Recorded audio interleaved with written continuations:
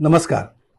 दैनिक बित्तम बातमी आयोजित आवाज महाराष्ट्राच्या या दुसऱ्या वर्षाच्या ऑनलाईन वक्तृत्व स्पर्धेचा निकाल सांगण्यासाठी मी आज आपल्या समोर आहे. खरं तर दुसऱ्या वर्षामध्ये आम्हाला खूप उत्तम प्रतिसाद मिळाला. विविध वयोगटातले स्पर्धक जे होते या स्पर्धेमध्ये सहभागी झाले होते आणि आमच्या स्पर्धेचा जो मूळ उद्देश आहे की अगदी तळागाळापर्यंत, ग्रामीण भागापर्यंत, महाराष्ट्राच्या अगदी शेवटच्या माणसापर्यंत या स्पर्धेला घेऊन जाण्याचा आमचा उद्देश जो होता तो यावर्षीही सफल झालेला आहे. अगदी महाराष्ट्राच्या कानाकोपऱ्यातनं स्पर्धक या स्पर्धेत सहभागी झाले. आपलं वक्तृत्वाचं कौशल्य त्यांनी पणास लावलं. खरं तर या स्पर्धेचा जो निकाल आहे त्याच्यासाठी आम्ही 2 भाग केले होते. वक्तृत्व स्पर्धेसाठी 60 गुण आणि तांत्रिक बाबीसाठी, म्हणजे हा व्हिडिओ जो आहे तो तुम्ही सोशल मीडियावर व्हायरल केल्यानंतर त्याच्यावर येणारे कॉमेंट्स, त्याला मिळणारे लाईक्स, त्याच्यानंतर या संपूर्ण तुमच्या व्हिडिओमध्ये किती सबस्क्रायबर झालेले आहेत, अशा तांत्रिक बाबींसाठी आम्ही 40 गुण ठेवले होते. परंतु मुख्य गाभा होता तो वक्तृत्व कलेचा. आणि बऱ्याचदा असं होतं की अशा ऑनलाईन स्पर्धांमध्ये असं एक म्हटलं जातं की निकाल मॅनिप्युलेट केले जाऊ शकतात. परंतु शेवटी मूळ गाभा जो आहे तो तुमच्या वक्तृत्व स्पर्धेचा आहे, वक्तृत्व कलेचा आहे. तांत्रिक बाबी ह्या जोडीला असतात. म्हणजे पंचपक्वान्नामध्ये लोणचं जसं चवीसाठी असतं तसंच या तांत्रिक बाबी होता आणि त्यामुळे मूळ गाभा जो होता तो म्हणजे वक्तृत्व कलेचा होता. आणि या वक्तृत्व कलेच्या मुख्य निकषावर आपण विविध विषय जे होते त्यावेळी यावेळी स्पर्धकांसमोर ठेवले होते.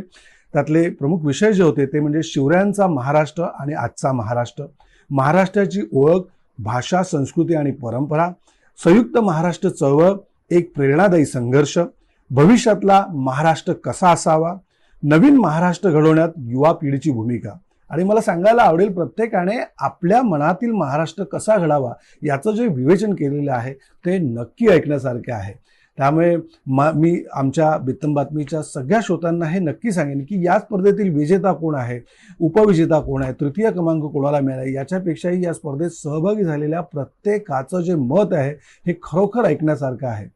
ऑलिम्पिकचा जनक जो आहे बॅरन पियर दो कुबर्तीन, तो नेहमी असं म्हणायचा की स्पर्धेत हारजीतपेक्षा तुम्ही लढत कशी दिली हे महत्त्वाचं आहे. आणि मला असं वाटतं हाच निकष या स्पर्धेलाही लागू होतोय.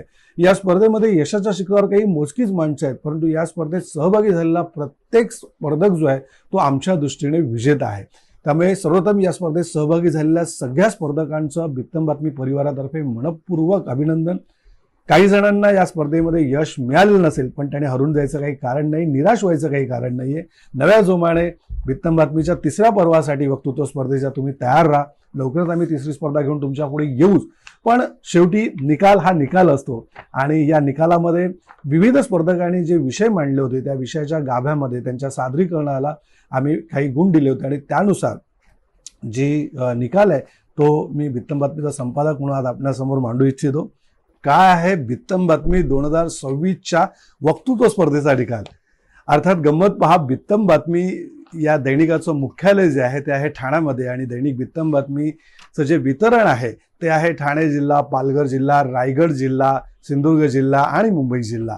परंतु या स्पर्धेतलं यंदाचं 3य क्रमांक जो पटकवला आहे तो सांगलीच्या स्पर्धकाने. होय, सांगलीचा प्रणव जाधव जो आहे हा 3य क्रमांकाचा मानकरी ठरलेला आहे. अभिनंदन प्रणव.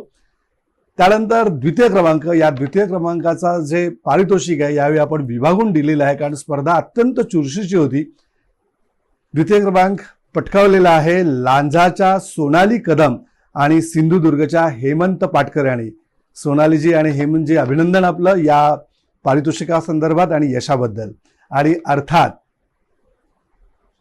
बित्तम बातमीचा, आवाज महाराष्ट्राचा राज्यस्तरीय ऑनलाईन वक्तृत्व स्पर्धा 2026चा यावेळेचा विजेता आहेत, किंबहुना मी म्हणेन विजेती आहे, रत्नागिरीची तपस्या बोरकर. पारितोषिक मिळवलेल्या सगळ्यांचं अभिनंदन. आणि मी पुन्हा सगळ्या वाचकांना विनंती करीन की स्पर्धक खूप होते, विजेते त्यातले काही मोजकेच आहेत, परंतु या स्पर्धेत सहभागी झालेल्या प्रत्येकाचं मत जे आहे हे खरोखर कौतुकास्पद आहे आणि मला असं वाटतं त्या सगळ्यांचा आवाज आपण ऐकला पाहिजे. सगळं विजेत्यांचे मनपूर्वक आभार, अभिनंदन या स्पर्धेत सहभागी झाल्याबद्दल. पुन्हा भेटूया आवाज महाराष्ट्राच्या पर्व 3 मध्ये.